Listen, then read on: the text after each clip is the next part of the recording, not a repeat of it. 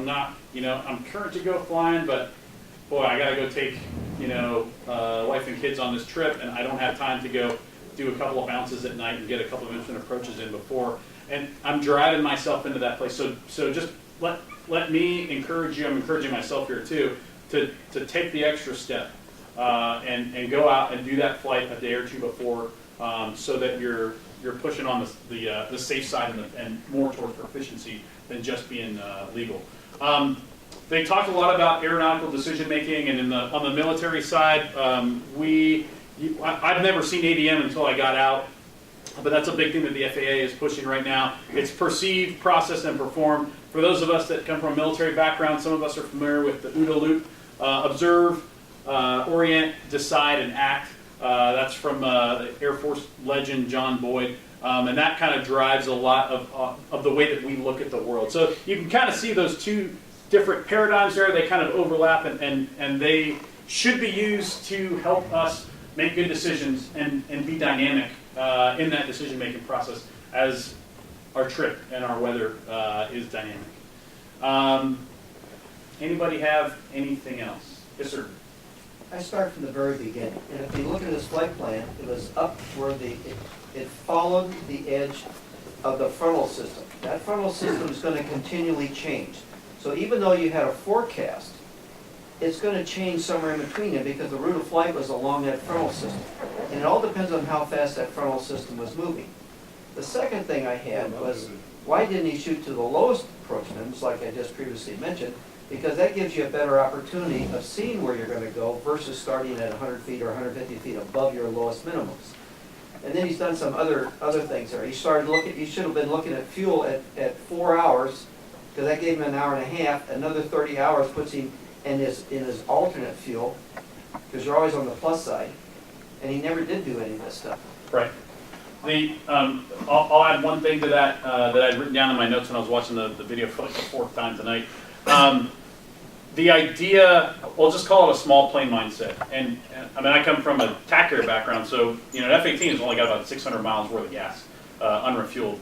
When you look at the world in a big plane mindset, in a MD-11 or a KC-135, you're going to transit many weather systems, many time zones.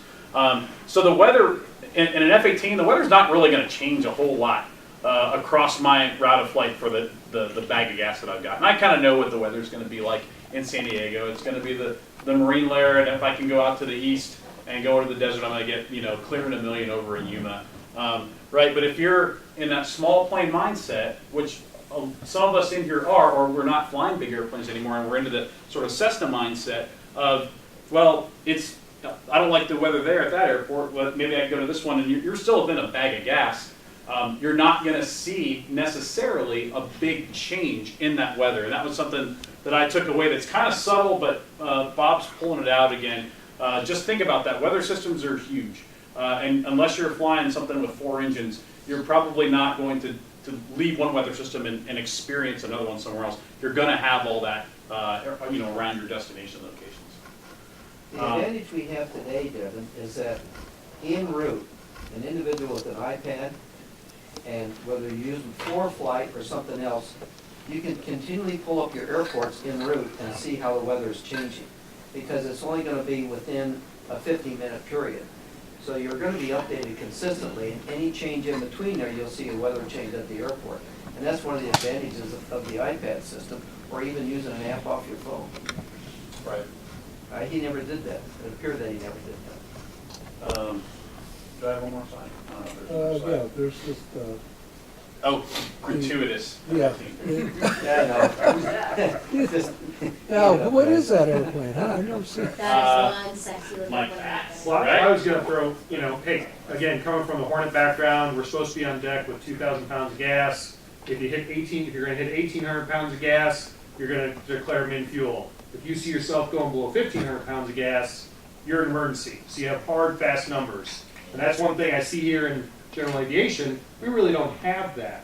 And so having that in your mind before you even leave, and for me, I would say, hey, you shoot your approach, you go to the alternate, you shoot your approach there, you're now down to your hour that you're supposed to have left in the airplane when you touch down.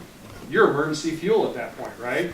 you've done everything you plan to do, and so having something in mind, so it's not, well, should I say E, should I not? No, I've reached the limit.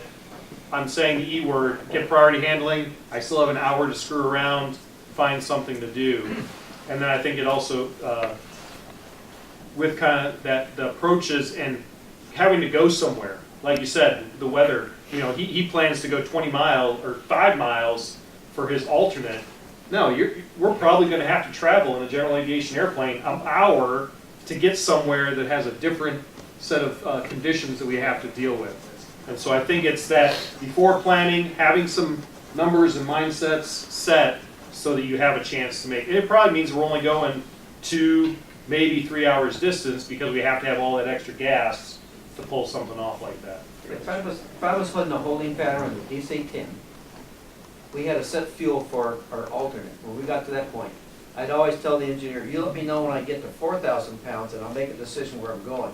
And once you've called Chicago and said that we want to go to the alternate, you ought to see the people in the head scramble, because they don't want you to leave because it puts more work on them, but they'll start descending you so you can get in ahead of the individuals. Now, you haven't reached low fuel yet, but it's given you a safety margin. I always did that. I've got to say, I've been running the WINGS program at King Schools for the last 8 years. I've been doing WINGS presentations all that time.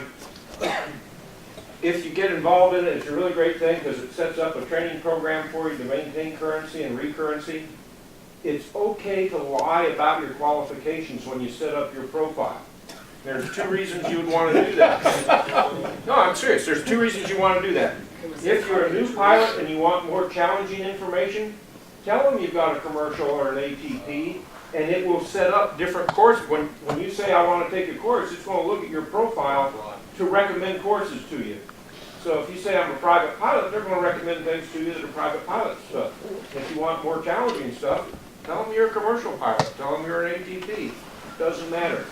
Conversely, if you're an airline pilot and you get all your airline training, you don't need all the ATP crap. What you want is your light airplane training. Don't tell them you've got an ATP. Just tell them I'm a private pilot or a commercial pilot. You'll get a different set of courses recommended to you anytime you need a course. So make the system work for you and do what you want. And if you've got questions, ask Darren or me and we'll be glad to help you. Garrett, did you have something? No, okay. That's all I've got. Thanks very much for your attention, and I'll turn it back over to Roger and Bob.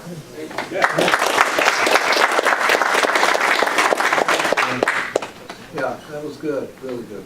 And by the way, Michael's still in the Marines. He hasn't retired yet, so he's. Okay, You know Eric those, Sprague? what's that? You know Eric Sprague or Adam Levine? We talked about that? Yeah. Texas, he remembers, yes. Okay, those who are in the WINGS program here, there is another clipboard over there for you to sign, and those who are on the list, go ahead and make sure you put your initials next to your name. And then, of course, for the rest of you guys that are just doing the Aero Club, make sure you sign that. Don't forget, here's the thing on the basic med. It's a good deal, I think. And yeah, well, I'll take these down to the Aero Club too, so they'll be down there. Unless there's other questions, the next meeting's on the 16th of January, 2018. So, next meeting's next year. Right. So we're done. And on behalf of the Aero Club, we appreciate you coming, and have a Merry Christmas and a safe New Year.